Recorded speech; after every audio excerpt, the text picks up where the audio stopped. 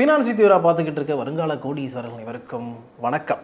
கொங்குதேர் வாழ்க்கை அஞ்சிரை தும்பி காமம் செப்பாது கண்டது மொழிமோ பயிலியது கிழிய நட்பின் மயிலியல் செரியறிற்றறியவை கூந்தலின் அறியவும் உளவோ நீ எறியும் பூவே இதுதான் எமது செய்யுள் அப்படின்னு திருவிளையாடல் படத்தில் சிவாஜி கணேசன் போயிட்டு தருமிக்கிட்ட சொல்லி தருமி போயிட்டு அதை சொல்லி அதுக்கப்புறம் நக்கீரனுக்கு அவருக்கும் சண்டையாகி ஒரு போர்க்கிழமை வெடிக்கும்ல, அந்த பாட்டை வந்து கொஞ்சம் நாளைக்கு முன்னாடி பார்த்துக்கிட்டு இருந்தேன். அந்த சீனை பார்த்துக்கிட்டு இருந்தேன். பார்த்ததுக்கு அப்புறம் அதாவது இந்த டைலாக் எனக்கு மனப்படமாக தெரியும், ஆனால் கரெக்டாக தப்பாக சொல்லுவேன். அதனால் இப்போ தான் அது இந்த குறுந்தொகை பாட்டை கண்டுபிடிச்சேன், இதை சொல்லணும் அப்படின்னு தோணுச்சு. இதை சொல்கிறதுக்கான காரணம் என்னென்னு பார்த்தீங்கன்னா, சொல்கிறதுக்கும் நம்ம வீடியோக்கும் ஒரு முக்கியமான விஷயம், ஒரு லிங்க் இருக்குது. அந்த கனெக்ஷன் என்னென்னா, லாஸ்ட்டாக போட்ட வீடியோவில் ஒருத்தர் வந்து கமெண்ட் பண்ணிருந்தார், நீ ஈக்விட்டி மாஸ்டரை பார்த்துட்டு அப்படியே படிச்சிருக்கிற, உனக்கு ஒன்றுமே தெரியல, அதே மாதிரி சாட்ஜிபிடியை கேட்டு வந்து நீ வந்து ஆன்சர் பண்ணிக்கிட்டு இருக்க அப்படின்னு சொல்லியிருந்தாரு. ஆக்சுவலாக கடைசியாக போட்ட கண்டென்ட்டை நான் பார்க்கும்பொழுது அது ஈக்விட்டி மாஸ்டரில் பார்க்கல, ஃபினான்ஷியல் எக்ஸ்பிரஸில் அதை படிக்கும்போது நல்லா இருக்கே அப்படின்ட்டு அதுக்கப்புறம் ஸ்க்ரீனர் மாதிரியான நம்ம வெப்சைட்ஸ் எல்லாம் யூஸ் பண்ணி ஃபண்டமெண்டல் விஷயங்களை வந்து சொல்லியிருந்தேன். இப்போ என்ன விஷயம்னு பார்த்தீங்கன்னா, எல்லா வீடியோவுமே நம்ம என்ன பண்ணுறோம், ஏதாவது ஒரு வெப்சைட்டில் வந்து ஒரு ஹிண்ட் கிடைக்கும், இந்த ஸ்டாக் இப்படி பெர்ஃபார்ம் பண்ண போகுது, இதில் இந்த விஷயங்கள் நடந்திருக்கு அப்படிங்கிறது வந்து படித்தா தான் நமக்கு தெரியும். அதுக்கப்புறம் அதுக்குள்ளே என்ன இருக்குது, டீப்பாக என்ன இருக்குங்கிற விஷயத்தை தேடி கண்டுபிடிச்சி கொடுக்கறதுக்கு நம்ம ட்ரை பண்ணுறோம். எல்லாருமே அப்படி தான் பண்ணுவாங்க. எதுவுமே படிக்காமல், அதாவது எந்த நியூஸ் பேப்பரையும் பார்க்காம, எந்த ஆர்டிக்கலையுமே பார்க்காம வீடியோ பண்ணு அப்படின்னா எப்படி பண்ண முடியும் அப்படிங்கிறது எனக்கு தெரியல. அதனால் இந்த விளக்கத்தை கொடுக்கணும்னு தோணுச்சு. மற்றபடி நெற்றிக்கண் திறப்பிலும் குற்றம் குற்றமே அப்படின்னு நீங்கள் எல்லாருமே குற்றங்களை வந்து சொல்லலாம், என்ன தப்பு இருக்கோ அதை வந்து கண்டிப்பாக சொல்லலாம். அதில் எந்த விதமான வருத்தமோ கவலையோ எனக்கு வந்து கிடையவே கிடையாது. ஏன்னா ஒவ்வொரு வீடியோலையும் நீங்கள் வந்து எந்த மாதிரி கமெண்ட்ஸ் கொடுக்குறீங்களோ அதை வச்சு தான் நான் வந்து இம்ப்ரூவ் ஆக முடியும். என்ன விஷயத்தில் நம்ம பெட்டர்மெண்ட் பண்ணிக்கணும், எது வந்து நல்லா இருக்குது, எது மக்களுக்கு வந்து புரியுது, எது புரியலை அப்படிங்கிறத சொல்ல முடியும். அதனால் நீங்கள் பாசிட்டிவ் அண்ட் நெகட்டிவ் கமெண்ட்ஸை வந்து தொடர்ச்சியாக கொடுத்துக்கிட்டே இருங்க. அதுதான் வந்து நீங்கள் நம்ம சேனலுக்கு கொடுக்குற சப்போர்ட். ஸோ அந்த நண்பருக்கு ரொம்ப ரொம்ப நன்றி இந்த விஷயத்தை பேச வச்சதுக்கு. இன்றைக்கி திருவிளையாடல் பாட்டில் மனப்பாடம் பண்ணிட்டேன். ஓகே, ரொம்ப லிங்காக போயிட்டுருக்கு. இப்போ நம்ம பேச போகிற விஷயம் என்ன அப்படின்னு பார்த்தீங்கன்னா, இன்ஃபோசிஸ் கம்பெனியுடைய பைபேக். இன்ஃபோசிஸ் கம்பெனி பைபேக் கொடுக்க போகிறோம் அப்படின்னு அனௌன்ஸ் பண்ணிருக்காங்க. கண்டிப்பாக கொடுத்துருவாங்க, ஏன்னா ஏற்கனவே இதே மாதிரி பைபேக் நிறைய வாட்டி கொடுத்துருக்காங்க. அதனால் இந்த தடவையும் கொடுத்துருவாங்க. இந்த பைபேக்கில் பார்ட்டிசிபேட் பண்ணலாமா பண்ணக்கூடாதா, அண்ட் இந்த பைபேக்னால உண்மையாகவே அதிகமாக பெனிஃபிட் அடைய போகிறது யார், பைபேக் அப்படிங்கிறது ஆக்சுவலாக எப்படி ஒர்க் ஆகும், எல்லாத்தையும் இந்த வீடியோவில் நம்ம டீட்டெயிலாக பார்க்கலாம். Let's get started. Infosys company 18,000 கோடி ரூபாய்க்கு பைபேக் பண்ணலாம் அப்படின்னு அவங்களுடைய போர்டு மீட்டிங்கில் முடிவெடுத்திருக்காங்க. கூடிய விரைவில் இது சம்மந்தப்பட்ட அனௌன்ஸ்மெண்ட் வரும். எந்த டேட்டில் இருந்து எந்த டேட்டுக்குள்ளே பைபேக் பண்ண போகிறாங்க அப்படிங்கிற அனௌன்ஸ்மெண்ட் வரும். அதுக்கப்புறம் அதில் நம்ம பார்ட்டிசிபேட் பண்ணலாம். ஏன் இன்ஃபோசிஸ் கம்பெனி பைபேக் பண்ணணும், பைபேக் பண்ணுறதுனால என்ன நல்ல விஷயங்கள் நடக்கும் அப்படிங்கிறத பார்த்துட்டு அதுக்கப்புறமா இந்த பைபேக் டீட்டெயிலுக்குள்ளே நம்ம போகலாம். ஃபஸ்ட்டு விஷயம் என்னென்னு பார்த்தீங்கன்னா, ஒரு கம்பெனி ஏன் பைபேக் பண்ணுறாங்க அப்படின்னா, பைபேக் பண்ணுறதுனால அந்த கம்பெனியுடைய நம்பிக்கை, இன்வெஸ்டார் கான்ஃபிடன்ஸ் வந்து இன்க்ரீஸ் ஆகும். எப்படி இன்க்ரீஸ் ஆகும் அப்படின்னா, இப்போ நான் ஒரு ஷேர் ஹோல்டர், நான் என்ன பண்ணுறேன், இன்ஃபோசிஸ் கம்பெனியுடைய ஸ்டாக்கை வாங்கி வச்சுருக்கேன். ஸோ இன்ஃபோசிஸ் கம்பெனியுடைய ஸ்டாக்கு ஏறும் அப்படிங்கிற நம்பிக்கையில் நான் வாங்கியிருக்கிறேன். ஆனால் ஒரு டீசெண்டான அமௌண்ட்டில் அது கோட் ஆகிட்டு இருக்கு. இப்போது இந்த கம்பெனியுடைய ஷேர் வந்து ரொம்ப நாளைக்கு ஒரே மாதிரியே பெர்ஃபார்ம் பண்ணிக்கிட்டு இருக்கு, பெரிய அளவில் க்ரோத்தே இல்லை அப்படின்னா நான் என்ன பண்ணுவேன், என்னடா இது வாங்கி போட்டோம் இதே மாதிரியே உட்காந்துக்கிட்டே இருக்கே, அடுத்த லெவலுக்கு மூவ் ஆகவே இல்லையே அப்படின்னு கவலைப்படுவேன். அப்போ கவலைப்படுற நான் என்ன பண்ணுவேன், திடீர்னு ஸ்டாக் ப்ரைஸ் ஏறுனுச்சுன்னா வித்துட்டு ஒரு ப்ராஃபிட் புக் பண்ணலாமா அப்படின்னு பார்ப்பேன். அப்போ அந்த ப்ராஃபிட் புக் பண்ணலாமான்னு யோசிக்கிறேன்ல, அந்த யோசிக்கிற அந்த எண்ணத்தை நம்மக்கிட்ட வர வைக்கிறதுக்கு பைபேக் வந்து ஒரு டூலாக பயன்படுது அப்படின்னு சொல்லலாம். ஏன்னா ஷேரை விற்கும்போது யாரோ ஒருத்தர் வாங்கணும். ஷேர் மார்க்கெட்டில் மட்டும்தான் இந்த விஷயங்கள் நடக்கும். என்ன நடக்கும்னு பார்த்தீங்கன்னா, ஷேரை விற்கிற ஒருத்தர் விற்கும்போது என்ன நினச்சி விற்பார், நாம் ஒரு நல்ல லாபத்துக்கு இந்த ஷேரை விற்றுட்டோம், வெளியே வந்துட்டோம், நம்ம ஒரு ப்ராஃபிட் பார்த்துட்டோம் அப்படின்னு நினைப்பார். வாங்குறவர் என்ன நினைப்பார், இந்த டைமில் இந்த ப்ரைஸில் நம்ம இந்த ஷேரை வாங்கினோன்னா நமக்கு நாளைக்கு நல்ல லாபம் கிடைக்கும், ஸோ நம்ம வந்து லாபத்துக்கு தான் இந்த கம்பெனியை வாங்க போகிறோம் அப்படின்னு நினைப்பார். ஸோ ரெண்டு பக்கமுமே பாசிட்டிவான விஷயங்கள் மட்டுமே இருக்கிறது எங்கன்னு பார்த்தீங்கன்னா ஷேர் மார்க்கெட்டில் தான். அதாவது ஒன்று எனக்கு லாபம் கிடைக்க போகுது, இன்னொன்று எனக்கு லாபம் கிடச்சிருச்சு அப்படிங்கிற ரெண்டு விஷயங்கள் தான் வந்து மார்க்கெட்டை ட்ரை பண்ணிகிட்டே இருக்கும். இப்போது இந்த இடத்துல இன்ஃபோசிஸ் மாதிரியான கம்பெனிஸ் வந்து பைபேக் அப்படிங்கிற விஷயத்த செய்யும்போது என்ன நடக்குது அப்படின்னா, அவங்க என்ன பண்ணுறாங்க, நீ எதுக்குப்பா வெளியில் போயிட்டு ஆள் தேடிட்டு இருக்க இந்த ஸ்டாக்கை விற்கிறதுக்கு, நானே வாங்கிக்கிறேன் என்கிட்டே கொடு அப்படின்னு கேட்குறாங்க. அப்படி கொடுக்கறதுனால என்ன ஆகுதுன்னு பார்த்தீங்கன்னா, ஒரு கம்பெனியுடைய நன்மதிப்பு அப்படிங்கிறது இன்வெஸ்டர்ஸ் மத்தியில் பல மடங்கு இன்க்ரீஸ் ஆகுது.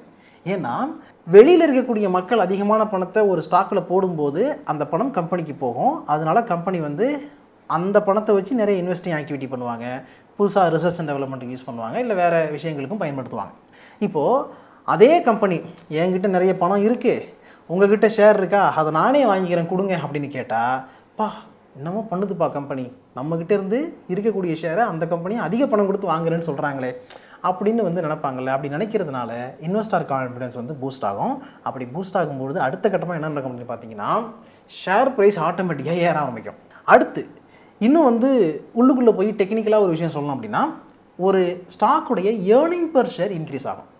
எப்போவுமே ஒரு ஸ்டாக்குடைய ஏர்னிங் பெர் ஷேர் வந்து எந்த அளவுக்கு அதிகமாகுதோ and ROC return on capital employed எந்த அளவுக்கு இன்க்ரீஸ் ஆகுதோ அப்படி இன்க்ரீஸ் ஆகும் பொழுது அந்த ஸ்டாக் வந்து சூப்பரான ஸ்டாக் அப்படிங்கிற நம்பிக்கை மக்களுக்கு வரும். இப்போ நாமளே ஃபண்டமெண்டலாக ஒரு ஸ்டாக்கை வாங்குறதுக்கு முன்னாடி ROE 15க்கு மேலே இருக்கா, ROC 15க்கு மேலே இருக்கா அப்படிங்கிறதெல்லாம் பாருங்கள். 20 மேலே இருக்குது, 30க்கு மேலே இருக்குது அப்படின்னா ரொம்ப ரொம்ப சூப்பரான விஷயம் அப்படின்லாம் சொல்கிறோம்ல. அப்போது இன்ஃபோசிஸுடைய ஏர்னிங் பெர் ஷேர் என்ன ஆகும்னு பார்த்தீங்கன்னா இந்த பைபேக் மூலமாக இன்க்ரீஸ் ஆகும். ஏன் இன்க்ரீஸ் ஆகுது? ஏர்னிங் பெர் ஷேருடைய ஃபார்முலா என்ன? Net income minus preferred dividends divided by outstanding shares, அதாவது weighted average number of outstanding shares. அப்போது இந்த கம்பெனி வந்து 18,000 கோடி ரூபாய்க்கு ஒருத்தான ஈக்விட்டி ஷேரை திரும்ப வாங்கும் பொழுது ஃப்ளோட்டிங் ஷேர் வந்து ஆட்டோமேட்டிக்காக கம்மியாகும். ஃப்ளோட்டிங் ஷேர் ஆட்டோமேட்டிக்காக கம்மியாகிறதுனால எத்தனை ஈக்விட்டி ஷேர் இருக்கோ அந்த ஈக்விட்டி ஷேருக்கான EPS அப்படிங்கிறது ஆட்டோமேட்டிக்காக இன்க்ரீஸ் ஆகும். அப்படி இன்க்ரீஸ் ஆகும்போது என்ன நமக்கு தெரியும்? ஆஹா, இந்த கம்பெனியுடைய EPS ரொம்ப சூப்பராக இருக்குது, இன்க்ரீஸ் ஆகிருக்கு, அதனால இந்த கம்பெனி நல்லா ஏர்ன் பண்ணுறாங்க, ஃப்யூச்சரில் இன்னும் நல்லா வந்து பெர்ஃபார்ம் பண்ணுவாங்க அப்படிங்கிற நம்பிக்கையில் மறுபடியும் அந்த கம்பெனிக்கு வந்து ஒரு பூஸ்ட் கிடைக்கும். அதனுடைய ஷேர் ப்ரைஸ் இன்னும் மேலே போக ஆரம்பிக்கும். ஜென்ரலாக சொல்லணும்னு பார்த்தீங்கன்னா, ஒரு கம்பெனி வந்து அதிகமாக பெர்ஃபார்ம் பண்ணலை, அந்த ஸ்டாக்கு நல்லா பெர்ஃபார்ம் பண்ணல அப்படின்னா அந்த டைமில் ஒரு பைபேக் தூக்கி போட்டோம்னா ஓகேடா திருப்பி பெர்ஃபார்ம் பண்ண ஆரம்பிக்கும் அப்படின்னு கூட டிசைட் பண்ணுவாங்க. ஸோ ஒரு கம்பெனியுடைய ஷேர் வந்து அண்டர்வேல்யூடாக இருக்குது அப்படின்னு அந்த கம்பெனி ஃபீல் பண்ணுதுன்னா அந்த நேரத்தில் ஒரு பைபேக்கை கொடுத்து இன்வெஸ்டர் கான்ஃபிடென்ஸை பூஸ்ட் பண்ணி ஷேர் ப்ரைஸை இன்க்ரீஸ் பண்ணுறதுக்கு பயன்படுத்துகிற ஒரு டெக்னிக் இந்த பைபேக் அப்படின்னு எடுத்துக்கலாம். இது மட்டும் தான் காரணமா அப்படின்னு கிடையாது, இன்னும் சில காரணங்களும் இருக்குது. இன்னொரு கான்செப்ட் என்னென்னா return surplus cash to share holders அப்படின்னு சொல்லுவாங்க. அது என்னென்னா, இப்போது இன்ஃபோசிஸ் மாதிரியான ஒரு கம்பெனி நிறைய சர்ப்ளஸ் கையில் வச்சுருக்காங்க. அந்த பணத்தை வந்து வேறு இடத்துல அவங்க இன்வெஸ்ட் பண்ணலாம், ஆனால் இன்வெஸ்ட் பண்ணால் பெரிய அளவு ரிட்டர்ன் கிடைக்காது அப்படின்னு அவங்களுக்கு தெரியுதுங்கிற பட்சத்தில் அந்த மாதிரி ஏன் பணத்தை நம்ம ஐடிலாக வச்சுருக்கணும், இல்லைனா ஒரு லோ ரிட்டர்ன் கொடுக்கக்கூடிய இடத்துல போயிட்டு எதுக்கு இன்வெஸ்ட்மெண்ட்டை பண்ணணும், அதுக்கு பதிலாக நாம் பைபேக் பண்ணிட்டு போகலாமே அப்படின்னு நினைப்பாங்க. அப்போ பைபேக் பண்ணும்பொழுது மார்க்கெட்டில் என்ன ப்ரைஸில் ஷேர் கோட் ஆகிட்டு இருக்கோ அதை விட ஒரு ப்ரீமியம் ப்ரைஸ், இப்போ 1500 இருக்குன்னா 1800 நான் வாங்கிக்கிறேன் அப்படின்னு கம்பெனி டிசைட் பண்ணும்பொழுது என்னாகும், அந்த பணம் இந்த கம்பெனியை நம்பி இருக்கக்கூடிய நம்பிக்கையான இன்வெஸ்டர்ஸுக்கு போகும், ஷேர் ஹோல்டர்ஸ்க்கு போகும். அப்போது அகைன் என்ன ஆகுது, ஒரு ஷேர் ஹோல்டர்ஸ் கான்ஃபிடன்ஸ் வந்து பில்ட் ஆகுது. யார் வந்து இந்த கம்பெனியை நம்பி இருக்காங்களோ அவங்களுக்கு லாபமும் கிடைக்குது, அதே நேரத்தில் கம்பெனியுடைய வேல்யூவேஷனும் இன்க்ரீஸ் ஆகுது. அடுத்த விஷயம் இன்டர்னல் நடக்கிறது என்ன பார்த்தீங்கன்னா கன்சாலிடேட் ஓனர்ஷிப் அப்படின்னு சொல்லலாம். அதாவது நிறைய ஈக்விட்டி ஷேரை மார்க்கெட்லேருந்து அவங்க பைபேக் பண்ணும்போது என்ன நடக்குதுன்னா அதிகமான ஷேர் வந்து ஒரு குறிப்பிட்ட சிலருடைய கைகளுக்கு போகும். அதிகமாக யார் ஹோல்ட் பண்ணுறாங்களோ அவங்களுக்கு போகும். யார் வந்து கம்பெனியுடைய ப்ரொமோட்டர் இருக்காங்களோ ப்ரொமோட்டர்ஸ்க்கு அதிகமான ஸ்டேக்கு வரும், இன்க்ரீஸ் ஆகும். அப்படி இன்க்ரீஸ் ஆகிறதுனால அவங்க அந்த கண்ட்ரோலை இன்னும் ஸ்ட்ரென்தனிங் பண்ண முடியும் அப்படிங்கிற ஒரு விஷயமும் இருக்குது. இன்னொரு விஷயம் என்னன்னா இந்த எம்ப்ளாயி ஸ்டாக் ஆப்ஷன்லாம் நடக்குதுல்ல, அதில் நிறைய டைல்யூஷன் இருக்கும். அந்த டைல்யூஷன் எல்லாத்தையுமே சரி கட்டுறதுக்கு இந்த பைபேக்கை ஒரு டூலாகவும் பயன்படுத்தலாம் அப்படிங்கிற ஒரு ஆப்ஷன் இருக்குது. ஓகே, இப்போ ஃபைனலாக இந்த பைபேக்கில் பார்ட்டிசிபேட் பண்ணுறதுனால நம்மள மாதிரியான ஷேர் ஹோல்டர்ஸுக்கு எந்த இடத்துல பாசிட்டிவ் எந்த இடத்துல நெகட்டிவ் அப்படின்னு பார்த்தீங்கன்னா, ஒன்று, ஒரு ஷேர் ஏறவே இல்லை, அந்த ஷேரை நீங்கள் விற்கணும்னு நினைக்கிறீங்க, அப்போ கம்பெனி வாங்குது, ஒரு டீசெண்டான அமௌண்ட்டு அதிகமாக கொடுத்து வாங்கிக்கிறேன் அப்படின்னு சொல்லும் பொழுது உங்களுக்கு அது ப்ராஃபிட். ஓகேவா? அந்த விதத்தில் பைபேக் வந்து நமக்கு நல்லது. இன்னொரு விதத்தில் நமக்கு வந்து அது கெட்டது. அது என்னன்னு பார்த்தீங்கன்னா, இந்த பைபேக்கை பொறுத்த வரைக்கும் கவர்மெண்ட் என்ன பண்ணுறாங்க, அதை டிவிடெண்ட் மாதிரி தான் அவங்க வந்து ட்ரீட் பண்ணுறாங்க. ஸோ நீங்கள் ஷேரை வந்து விற்கிற மாதிரி தான் கணக்கு. அப்போ விற்கிறதுனால என்ன ஆகுன்னு பார்த்தீங்கன்னா உங்களுக்கு கேபிட்டல் கெயின் டேக்ஸ் வந்து கண்டிப்பாக உண்டு. அது நீங்கள் என்ன டேக்ஸ் ஸ்லாப்பில் இருக்கிறீங்களோ, எவ்வளோ நாளாக வந்து ஹோல்ட் பண்ணிகிட்டு இருக்கீங்கிறத பொறுத்து லாங் டேர்மாக ஷார்ட் டேர்மாக அப்படிங்கிறது ஒர்க் ஆகும். அதனால் அந்த டேக்ஸ் அப்ளிகபிள் உண்டு. இப்போ இன்ஃபோசிஸ் கம்பெனி 18,000 கோடி ரூபாய்க்கு ஒருத்தான ஈக்விட்டி ஷேரை பைபேக் பண்ண போகிறோம் அப்படின்னு சொல்லியிருக்காங்க. ஸோ டோட்டலாக 10 கோடி ஈக்விட்டி ஷேரை அவங்க பைபேக் பண்ண போகிறோம்னு சொல்கிறாங்க. இந்த 10 கோடி ஈக்விட்டி ஷேருடைய மதிப்பு தான் 18,000 கோடி அப்படிங்கிறது. ஆக்சுவலாக அவங்க டிசைட் பண்ணும்போது என்ன ப்ரைஸ்ன்னு பார்த்தீங்கன்னா 1509.50 1509 ரூபாய்க்கு ஷேர் ப்ரைஸ் ட்ரேட் ஆகிட்டு இருக்கும் பொழுது க்ளோஸ் ஆகும் பொழுது அவங்க பைபேக்குக்கான டிசிஷனை எடுத்திருக்காங்க. இப்போது இதில் இன்ஃபோசிஸ் வந்து ஃபிக்ஸ்டு ப்ரைஸ் பைபேக்கில் தான் வர்றாங்க. ஃபிக்ஸ்டு ப்ரைஸ் பைபேக்னா என்னென்னா, மார்க்கெட்டில் ஒரு ப்ரைஸ் இருக்கும், பட் இந்த கம்பெனி வந்து இந்த ப்ரைஸுக்கு நாங்கள் வாங்கிக்கிறோம் அப்படின்னு ஆல்ரெடி சொல்லிடுவாங்க. அந்த அடிப்படையில் பார்த்தீங்கன்னா 1500 ரேஞ்சில் ஸ்டாக் ப்ரைஸ் ட்ரேட் ஆகிட்டு இருக்கும்பொழுதே 1800 ரூபாய்க்கு பைபேக் பண்ண போகிறோம் அப்படின்னு போர்டு அப்ரூவல் கொடுத்துருக்கு. அப்போ இன்ஃபோசிஸ் உடைய ஷேரை வந்து 1800 ரூபாய்க்கு திரும்ப இந்த கம்பெனி வாங்கிக்க போகுது. 11ஆம் தேதி இந்த முடிவை எடுத்துருக்குறாங்க. அந்த முடிவை எடுக்கும் பொழுது 19.24% ப்ரீமியம் ப்ரைஸில், அதுதான் அந்த 1800 ரூபாங்கிறது, அந்த ப்ரைஸில் வாங்குறதுக்கு கம்பெனி டிசைட் பண்ணியிருக்கு. இதுக்கு முன்னாடி பார்த்தீங்கன்னா 2017 13,000 கோடிக்கு பைபேக் பண்ணாங்க. அப்போ வந்து 1150 ரூபான்னு அவங்க பைபேக் பண்ணாங்க. அடுத்தது 2019 8,260 கோடி, அதுக்கப்புறம் 2021 9,200 கோடி, அடுத்து 2022 9,300 கோடிக்கு பைபேக் பண்ணாங்க. ஸோ இன்ஃபோசிஸ் கம்பெனிக்கு பைபேக் அப்படிங்கிறது புதுசு கிடையாது, தொடர்ச்சியாக அவங்க பண்ணிக்கிட்டு தான் இருக்கிறாங்க. இன்னைக்கு நிலைமைக்கு இன்ஃபோசிஸ் கம்பெனி எடுத்துக்கிட்டிங்கன்னா 59 நாடுகளில் இவங்களுடைய ஆப்ரேஷன்ஸ் இருக்குது. 3,20,000க்கும் மேற்பட்ட எம்ப்ளாயீஸ் இந்த கம்பெனியில் ஒர்க் பண்ணுறாங்க. அண்ட் இந்த கம்பெனியுடைய revenue growth year on year பார்த்தோம்னா 4.2% ரீசெண்டாக க்ரோ ஆயிருக்கு. அண்ட் ஆப்ரேட்டிங் மார்ஜின் 21% மேலே இருக்குது. அண்ட் 1800க்கும் மேற்பட்ட கிளைண்ட்ஸ் இந்த கம்பெனிக்கு இருக்கிறாங்க. ஸோ இந்தியாவில் இருக்கிற ஐடி அண்ட் சாஃப்ட்வேர் கம்பெனியில் ஒரு முக்கியமான கம்பெனி, அதாவது டாப் 3ல இருக்கிற ஒரு முக்கியமான கம்பெனி இன்ஃபோசிஸ். 2026 ஃபினான்ஷியல் இயர் பொறுத்த வரைக்கும் இந்த கம்பெனியுடைய ப்ராஃபிட் வந்து 8.7% க்ரோ ஆயிருந்துச்சு. அந்த அளவுக்கு க்ரோத் இருக்கும் அப்படின்னு எக்ஸ்பெக்டேஷன்ஸே இல்லை, ஆனால் அதை பீட் பண்ணி ஒரு க்ரோத்தை காமிச்சாங்க.